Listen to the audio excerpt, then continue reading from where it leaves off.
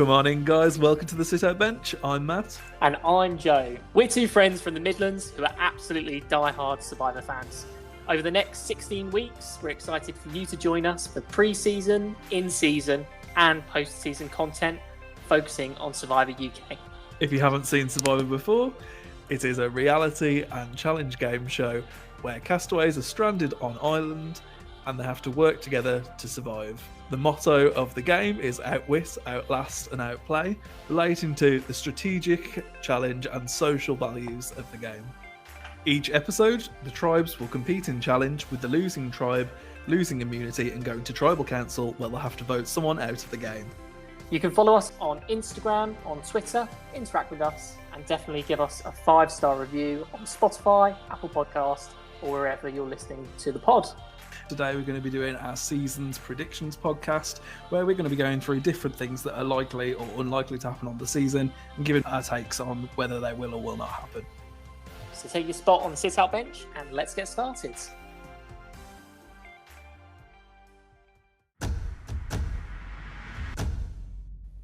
Hello everyone and welcome to today's pod. Really excited to kick things off, but first, Matt, how are you doing? How's the week been so far? I'm doing great. It's been really good. Really looking forward to this new season of Survivor.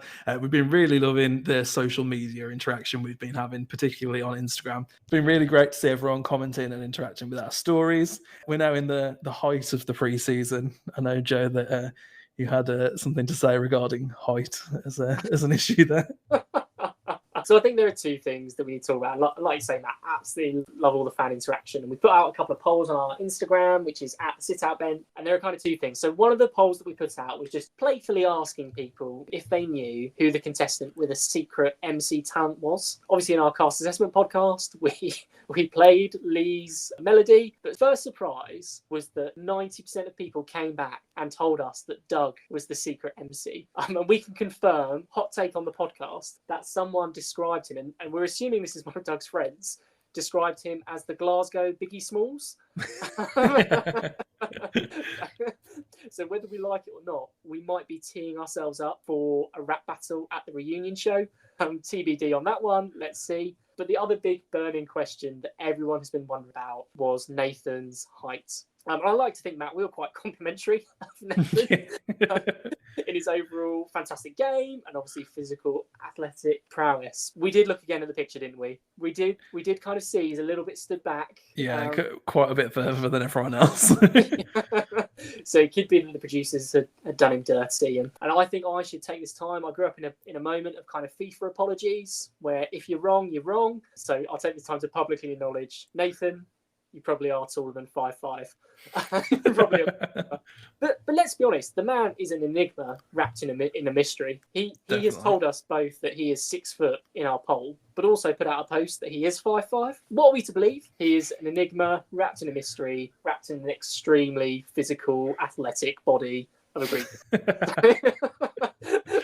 The best way to solve that, send us some tickets to the reunion show. I'll take a picture standing next to you. It will solve all debates. You're like a weird children's giraffe height chart. I'll put post-it notes on your face with the heights on it. It happens though. Like sometimes, people can make judgments about you that just kind of lead to awkward situations. So like the other night, right, I was out with some friends in Cardiff. So we were out on a different sort of pub crawl. And we eventually, I don't know how we ended up here, but we ended up in like this drag bar. And Matt, the drag's name as well, absolutely fantastic. Her last name was Fingerdo. First name Willa. Incredible. Absolutely loved it. Anyway, she was kind of on the stage and she was really calling out to people, sort of as you do, poking fun at the audience, being a little bit playful. And she called out to the group that I was with and first made fun of my ginger beard. And she then started asking what it was that I did for work. And as you often do, sometimes you don't want to tell the real thing you do in those scenarios. And so I stupidly told her that I was a PE teacher. And my thought process at the time was, what is the most boring profession that I could choose that she can't do anything off of? Apologies, PE teachers, if you're listening. Yeah, Nathan, if you're a PE teacher as well, we apologise. But eventually she kind of built from that, and she asked me what I did and what I taught, and I had to have taught dance. And so I ended up at like 11:30 at night in Cardiff, getting up onto stage with Willa Fingerdo and doing the time walk with her in front of everyone. So it just goes to show, sometimes people make judgments off of what you say or what you look like, and they think you can do things. So, I mean, I don't get PE teacher vibes from you, not gonna lie. Apologies again to any PE teachers. And apologies if you're in that bar in Cardiff that night and you saw me trying to dance. Yes, and serious condolences. Yeah. Anyway, enough of that. Let's get to our season predictions. So this is basically just going to be going through what we think is going to happen, what we think is not going to happen, just for a bit of fun and to get everyone excited for the season. So how we're going to do it is I'm going to go through each topic. We're both going to give our own take on our answer to the topic, and then we'll give our discussion on why. So the first one is biggest disappointment for the season overall. So my prediction for the biggest disappointment, and I hope this doesn't happen, but the one thing I'm worried about is that people are just too nice. I'm really worried that at the very beginning, a big sort of 6 or 7 or 8 person alliance is formed. They win lots of challenges, and it just becomes really dull in some of that pre-merge play. So for me, that would be the biggest disappointment. If we really get into this and there just aren't those exciting moves, there isn't that tactical piece. If this is really just a physical game show and you vote out the person who's least liked, to me, that doesn't interest me. So I hope that doesn't happen. Kind of my prediction. That might be the disappointment of the season. Yeah, so I think it's very possible to happen. Hopefully it won't be that way all the way through. We have got some fans of the show on this season, so hopefully they'll be scheming and plotting, positioning themselves at least to be able to break out strategic gameplay in the later half of the season. My answer for biggest disappointment was also pretty much the same. So a lack of strategic gameplay, specifically for the first half of the season. I feel like that's where the friendliness come by our tribe dynamic is going to take place, especially if there's a tribe that doesn't have to vote anyone out potentially. They just stick together and they're really strong. I also think pre-merge can often be based off of personality and how well they're dealing with the physical conditions. I just really hope that people are thinking strategically and make the moves that they want to make. And question you, right? Knowing as we do that maybe the BBC isn't as behind this as definitely we would like, knowing that it doesn't have a weekly slot, what do you think having a bad pre-merge does for this season? Usually a bad pre-merge wouldn't be too much of a detriment, but on the very first season of the show, you're trying to bring in new viewers. It could have the detriment of people tuning out and not watching. Even worse, it could give them the wrong idea of what to expect from the show and have a negative reaction when things change later on in the game. I totally agree. So that's our prediction for the biggest disappointment. But Matt, what do you think is going to be the biggest positive surprise we're going to see this season? Kind of the antithesis of my last answer, potentially a hot take here. I think that the biggest positive surprise will be that the jury will value strategic gameplay at the end of the game.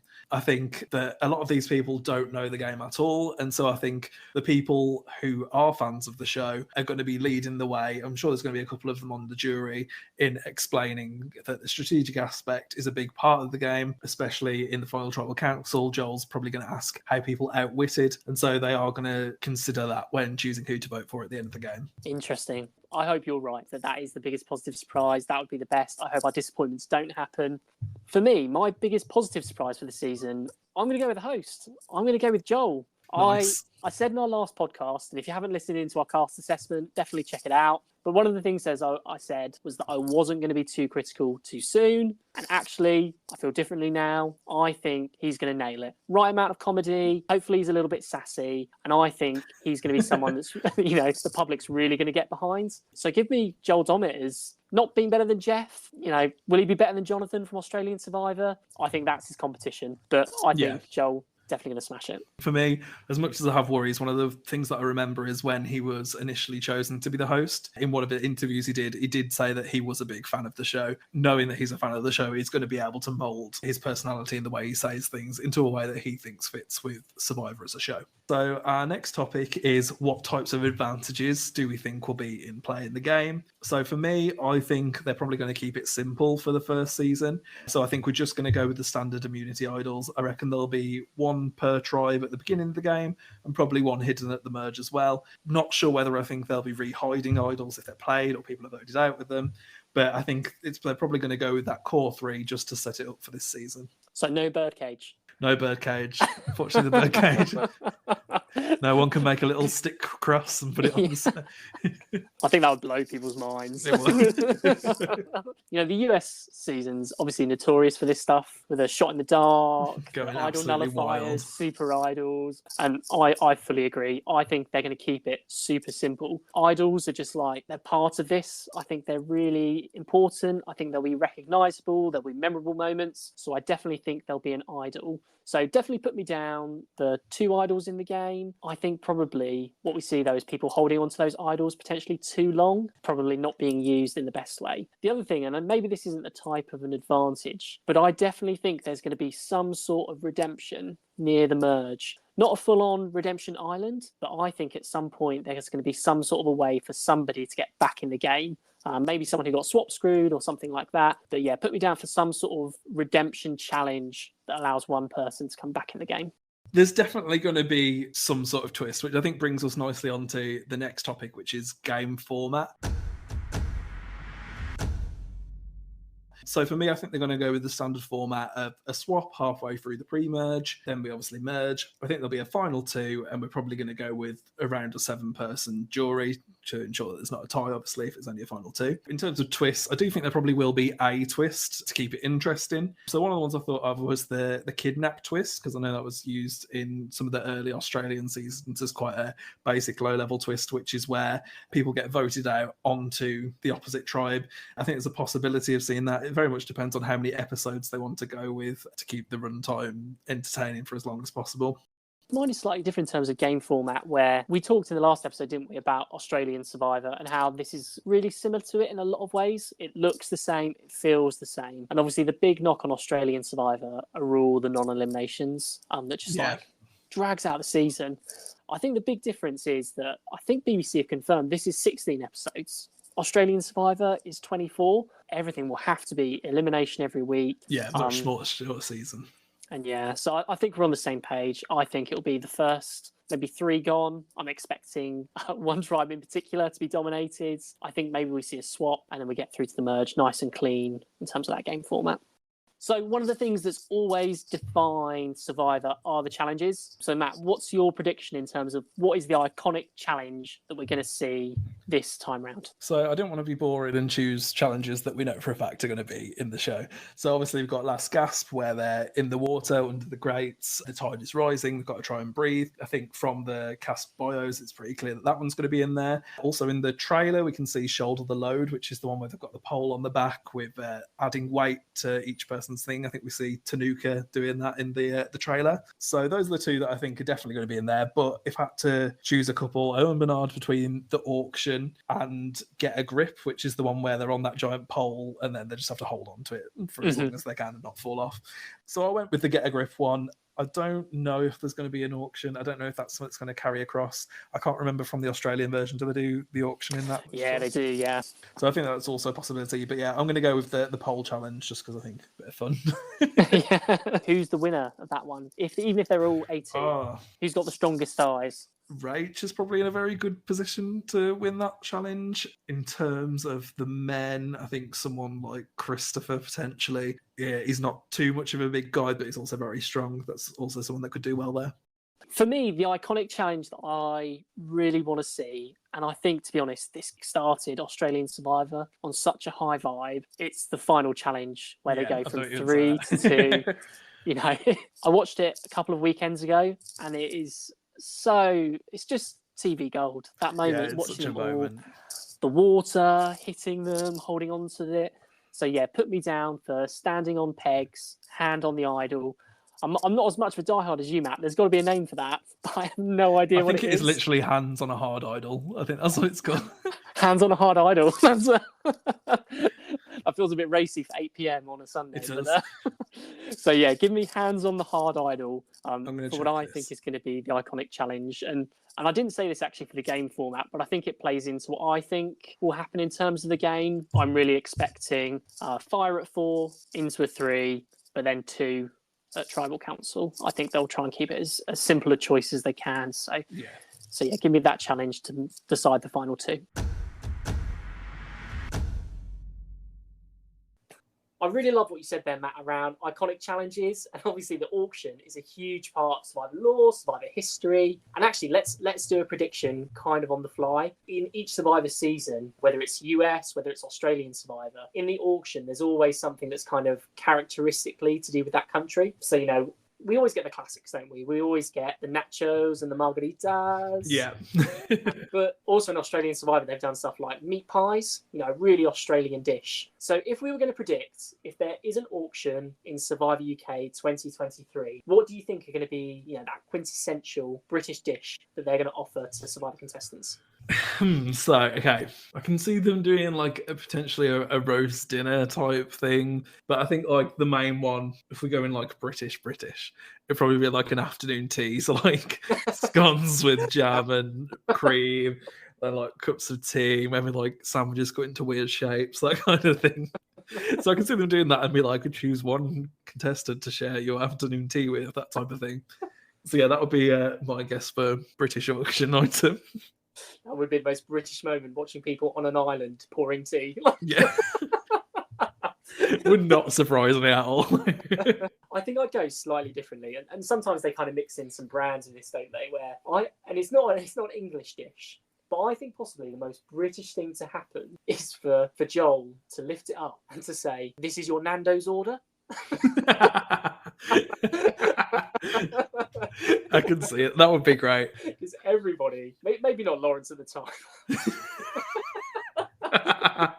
but everyone has a Nando order that they know off by heart. Matt, what's your Nando order? My Nando order is medium chicken butterfly with either chips and corn or mash and salad, depending on how healthy I'm feeling that being on that day. But yeah, what's yours? Nice. Much the same. Well, actually, no, it's not at all the same.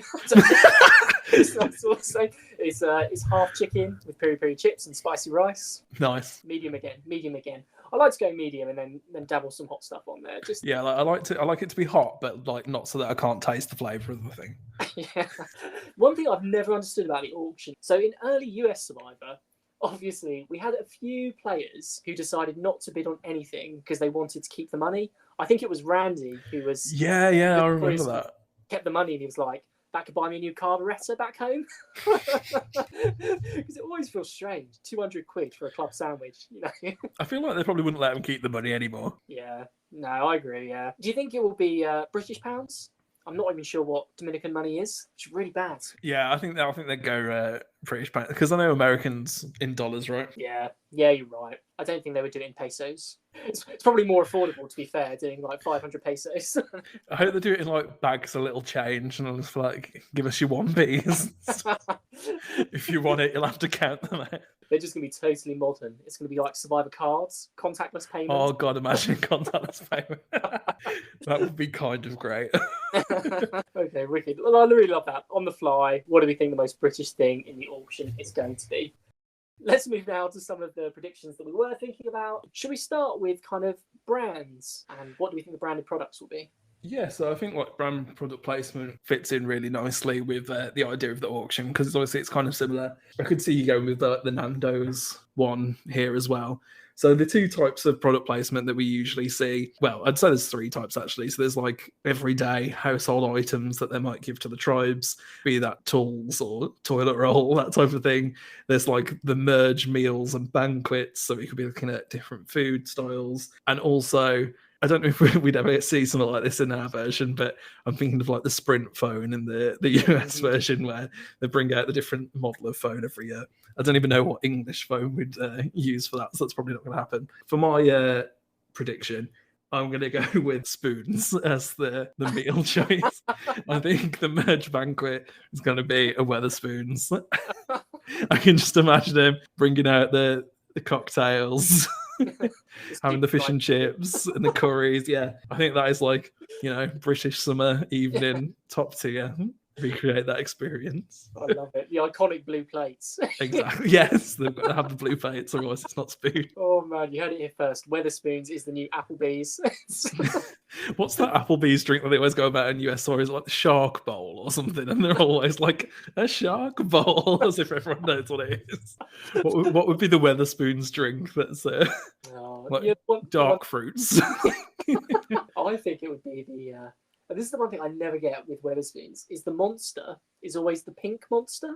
You know? Oh, yeah. There's never the regular stuff. So you get like this pink, sparkly fizzy drink. Yes. Nice. What is your pick for product placement? So I think with the BBC, obviously there are really strict rules around what they can do, what they can't do. Like, you know, I'd love to see a spoons. I'd love to see a Cushelle. It's all toilet paper. But I think in a weird way, they're only going to be able to promote their own products. Okay. So I wonder if at some point they're going to do like a reward that's going to be like, have the team from Homes Under the Hammer come in and fix your shelter.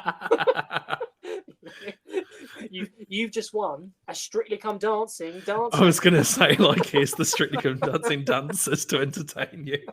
They end up just promoting themselves. It could go even further. You know, like they could do like a mashup in one of the episodes where Homes Under the Hammer meets Survivor Auction. And suddenly they're just selling like home design. Just buying people's tap for extraordinary amounts of pesos. Yeah. So yeah, give me the BBC promoting themselves. It could be a like strategic advice from Alan Sugar, how to make yourself more marketable to the other players, or even just like, you know how the infamous Jack and Jill viewing in South Pacific, like just any like BBC show like EastEnders. Here's a first look at this week's EastEnders. The Christmas Doctor Who special. Yeah, on an island in March. Oh, to be fair, you put me on an island for like 20 days, I'd probably go mental for the Christmas Doctor Who special. Oh yeah, so just a night away. Okay, so now we're going to move on to the next topic. So it's who we think will find the idols on each of the tribes. And I think obvious one for me, I hinted at it if you listen to our cast assessment podcast. There's one guy that in a beautiful paradise with coconuts and palm trees and fish and ocean decides, no, I don't want to sit on the lovely beach, but I want to go and find myself a nice quiet cave. and so that person, Lawrence, I have as the guy who I think is going to find the idol first. He's the one, and I think actually consistently, I think he'll find multiple idols. I think he'll find one pre-merge, use it maybe incorrectly, and find one post-merge as well. I think if you've got a knack for that kind of thing, as kind of one of the goats on Mount Rushmore sort of showed Russell Hantz, if that's your skill, then you can find these things that are out there, they want to be found. So yeah, Lawrence for me is someone who I think is going to be finding the idol and finding it frequently. Yeah, so for me, I just looked at who knows that the idols exist, mainly as the first thing. They're not going to find an idol if they don't know it's there. So I looked, there was no idols in the early UK seasons, so that counts dugout for me. So that leaves me with Hannah, Rach and Ren for blue, and Lawrence, Shay and Tanuka for orange. I ended up going with Ren for blue. I just think they know what they're doing. They're going to try their best to be on the lookout all times for those idols, really having their head in the game and wanting to set themselves up for a deep run later on in the game. And I also went Tanuka for orange. So I can see your argument with Lawrence. I also thought Shy maybe because he's a super fan, but I just thought Tanuka's this huge personality. She's just going to want to go for it, find the idol, do everything she possibly can do and have the best experience she can. So that was my thought process behind that. Nice. Absolutely love it. Absolutely love it. Well, let's switch gears then away from idol hunting into challenge beasts. Matt, who's your challenge beast for the season? I mean, I'm assuming you're going to pick the same person, but I think Nathan for me is we're not picking the same person.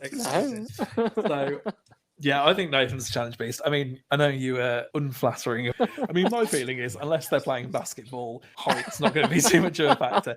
I think he's extremely strong. I think he's going to be pretty fast. I can't think of a challenge that is going to prove too difficult for him. So that's my thought process behind it. Okay, nice. And I totally see that. I think he's a really great pick. I went for someone who I think their weight to strength ratio is going to be really good. So I love listening to Tyson. He always talks about this. You know, you've got to have the right sort of upper body strength, body mass. And so I think it's going to be Doug. And maybe that's an easy pick because he's very tall. I've got to go with Doug. I think not in the beginning. I think in the beginning he's going to be heavy. I think he's going to be big. I think that's going to be a struggle. But I think especially in that later portion of the game when he's really leaned out from just eating rice for 25, 30 days, I think that's when he's really going to explode. And I think at that point, there's something around who will challenge him. Now, the one knock is his size. You know, it doesn't play well. I'm assuming if he's tall, he's got big feet. How's that going to play into a lot of the challenges where you need to be quite nimble? But I think for me, Doug is going to be the challenge beast of the season. Yeah, I also saw that he said that he put on weight before the season to account for the weight loss. So I think he's going to be fine. He's not going to feel too depleted. So I think that's going to keep his energy up. You say that. Let's put you on rice for a couple of weeks, and then we'll... Do me good. Moving on to the next category, we've got: do we think the gameplay will be more loyalty based or more based in backstabbing? Yeah, it's head and heart, isn't it? You know, in my heart, this sounds really bad actually. In my heart, I want it to be backstabbing. I think this might be our phrase, but we want to see a bloodbath. I do. From the start, from the get-go, take no prisoners. So that is what, in my heart, I think. Gosh, yes, please make it about strategy, and don't take it personally. You know, it's a game. It's not life. It's not a reflection on who you are. So that's what my heart says. My head says these people know it's a game show. They know it's going to be broadcast. And so I think naturally they shy away maybe from making some of those big moves, and they start to more get in a sense of what's the public perception of me. And that loyalty game is an easier sell as well at the end to a jury. It's easier to say, well, because you all like me, I should get the money, in contrast to I played the best game here, and yes, I hurt some people, but ultimately I deserve it. So head and heart, really. I think ultimately the head does win. I think loyalty will be the currency of the game. Yeah, I completely agree. So my feeling on it is loyalty is going to be prevalent, especially in the pre-merge. I can see maybe once a tribe is completely dominant or an alliance is completely dominant, to say they've got 5 members to 2 members, something along the lines of that, then I think the backstabbing could potentially begin, because these more resourceful players that know what they're doing are going to bring in the outsiders and try to take control of the game for themselves. Obviously, again, that's wishful thinking. We have no idea whether that will happen or not. But I have faith in these few players that have seen the show before to play the way that they believe they want to play. And I love that hope. I love that you have that hope. Fingers crossed. Let's make it a bloodbath. So what then do you think is the best strategy for this, I suppose, the season, going into season 1 of Survivor UK? What approach do you think the winner's going to play? What do you think is going to get you far? So I think social game is going to be key, especially earlier on, as well as the physical game, because you need to be able to fit into these tight groups. You need to be able to make alliances. If people don't want to make alliances, you want to be in groups of people that aren't going to vote against each other. Basically just alliances, but they don't want to call it that. And you want to keep strong in that group until at least the merge. And I think then people aren't going to respect backstabbing during the game. I think if people know that you're playing strategically, they're going to want to get rid of you.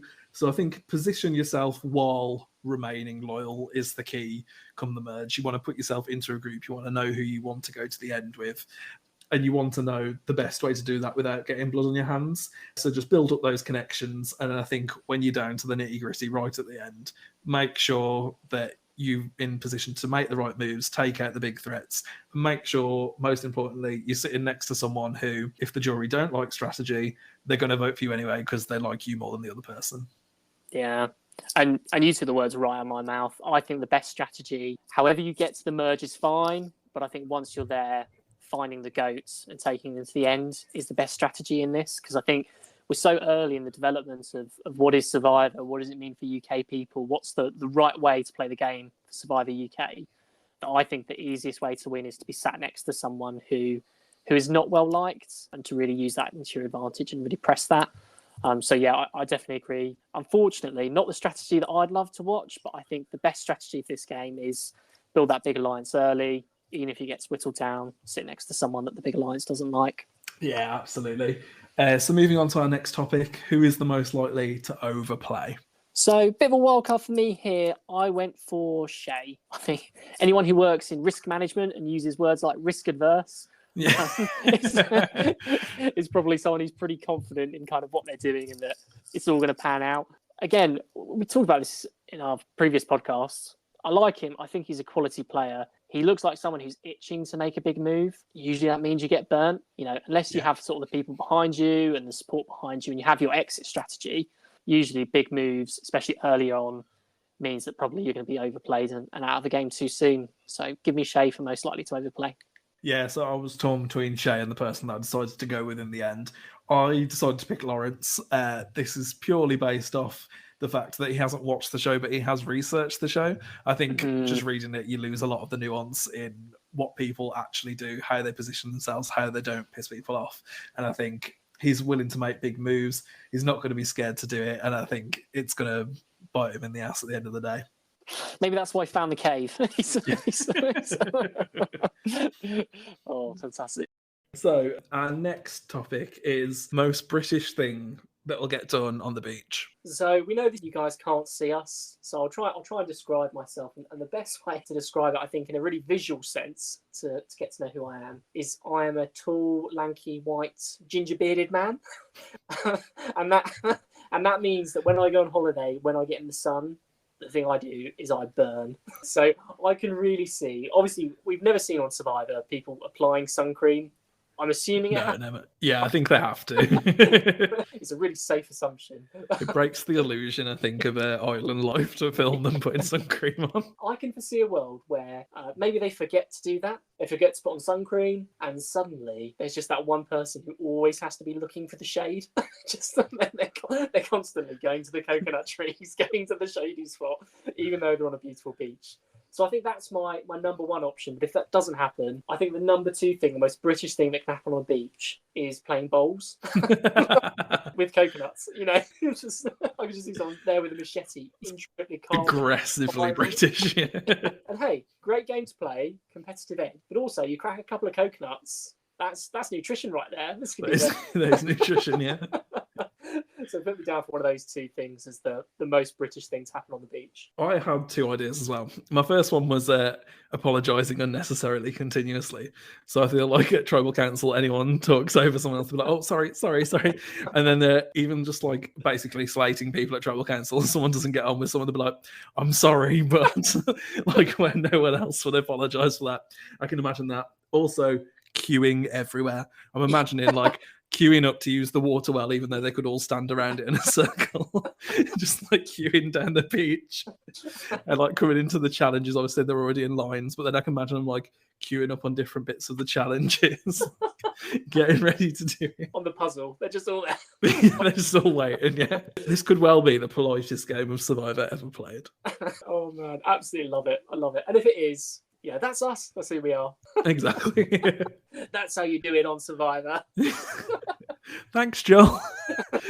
You don't think we're going to see any sarcasm then? I did wonder if that was going to be what you picked. I do think we're going to see sarcasm. I feel like there's going to be a few people who are going to be highly sarcastic. And I think that's what's going to make it so great is how that contrasts against everyone else being so nice. They give a compliment to someone, deadpan to the camera with absolute sarcasm. Nuts. Oh, I love it. Well, listen, we hope it doesn't happen, but I know a really big storyline on the US Survivor right now. Obviously, in their first episode, Hannah quits, or if you want to say she got voted out with people writing things down, you know, whatever you say. But I think it raises the question, you know, especially for Survivor UK, how many quits and or medevacs are we going to have? And if I was to kind of set that bar, Matt, so around, let's say 1.5, would you bet over 1.5 that there are going to be total quits and medevacs, or do you think there are going to be less than 1.5?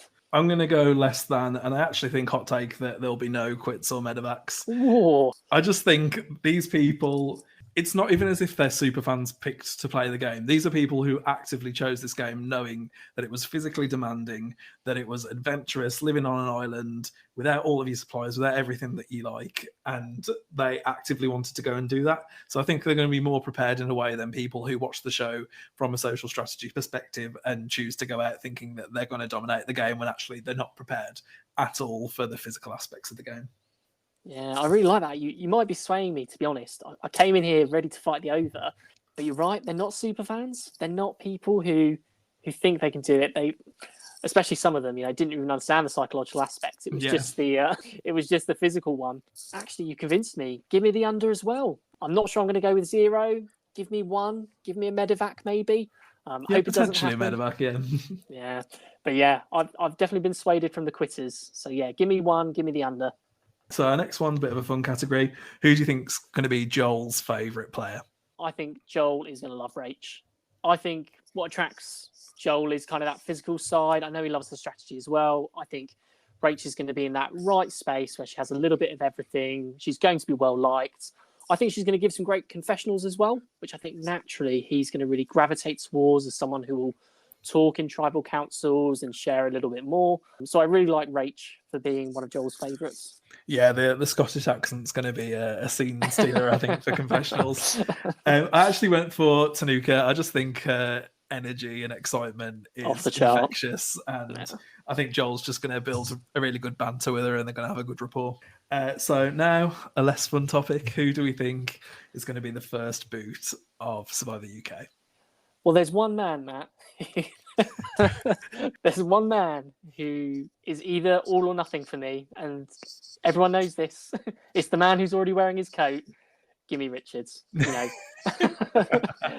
and I think we can almost, describe what's going to happen.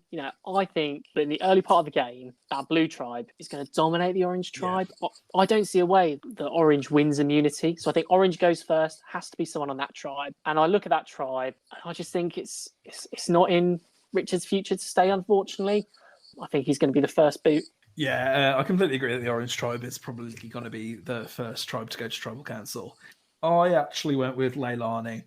I think, unfortunately, she has no idea what she's in for.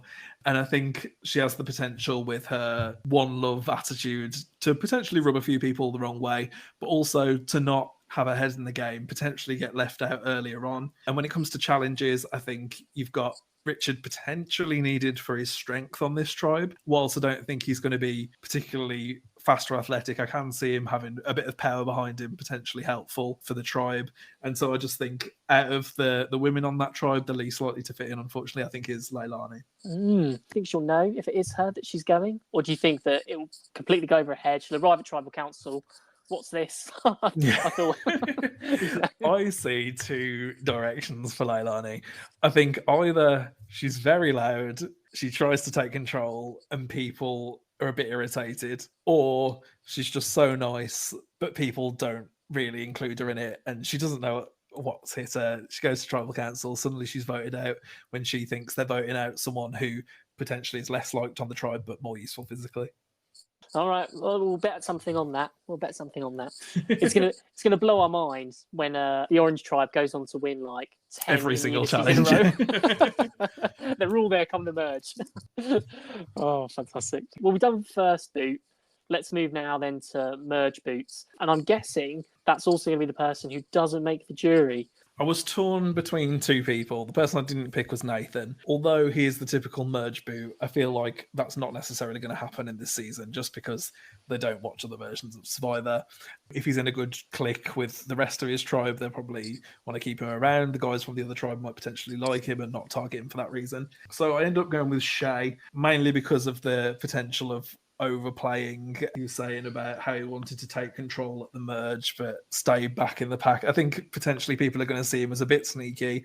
If it comes to the merge and everyone wants to be friends, best friends, work together, they don't really care about the alliances, it's a whole group think, then potentially someone who's a bit sneaky, a bit strategic is someone who could easily get targeted there. I was less exciting than you. I went for the obvious pick.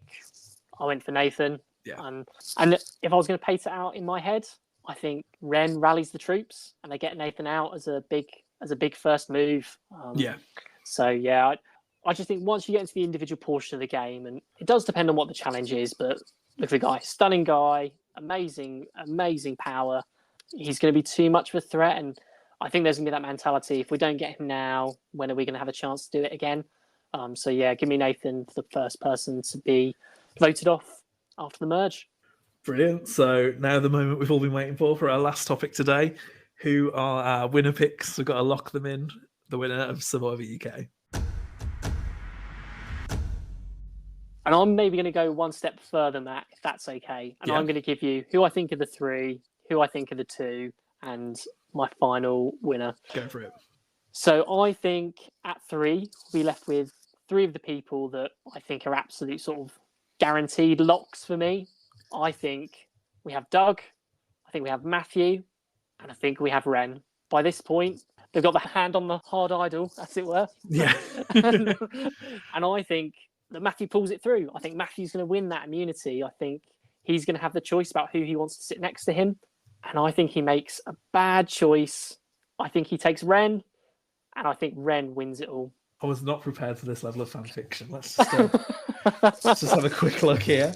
But just the way you think of that is again, I go back to when I think about Ren and that data-driven strategy and that analyze it. They are just so in tune with the game, so in tune with jury management. I really believe that Ren will be the sole survivor of Survivor UK. So originally I had written Ren down as the answer for this. Yes! But no, don't change it. I do want to change it because the answers that they gave in their bio pointed 100% to why they will win. And I think if someone's that well lined up to win, there's a lot of potential for them to be taken out at the last moment. So I do think if Ren doesn't win, they're likely third place, maybe fourth place, which would be tragic. But I am going to change my picks just to have more fun. I'm stuck between Doug and Rach here, and I don't think they're necessarily going to be the final two. I think there's likely going to be, not necessarily a GOAT, but a person who's clearly less likely to win that's going to end up with one of them in the final two. I think I'm going to go Doug, just because I just think he seems like a really likeable guy. I can't see anyone having a problem with him. I think strategically, he has a decent idea of what he's doing. Maybe Ren is Doug's shield. It might not necessarily be a physical shield. It could be a mental or strategic shield. And I think he's probably going to get all the way, and I'm choosing him as my winner pick. I rate that, 100%. I rate that. And if he wins, I think he'll be playing a great game, dominating game. So got no qualms with that. And there you have it. We have ultimately decided that it's either going to be Doug or Ren. You heard it here first on the sit-out bench. Mark it in stone. Yeah, so I've really enjoyed talking through our season's predictions here tonight. How are you feeling about the season now? Have we gone through everything? You still feeling the same? You're a bit worried, a bit less worried? I feel really good. I feel really confident. 28th of October, lock me in, 8:25. We'll be watching, we'll be live tweeting. So yeah, I'm feeling really, really positive about the season. And you know what? I have hope. I have hope that my worries won't come true and all my hopes will. So right now, the world's a real rainbow. Yeah, I agree. I think this cast is a lot of fun once you look into them, and I'm excited to watch them play. So yeah, feeling really great about it. We've got one podcast left to go in our pre-season content, which will be our fantasy draft. Tune in for that to see who we pick on our teams. But yeah, for now, you can follow us on social media. Instagram's The Sit Out Bench, all lowercase with full stops between each word. And the Twitter/X is @The Sit Out Bench. But thanks everyone for listening. Hope you've enjoyed. Cheers. Appreciate it, guys. See you next time. Bye.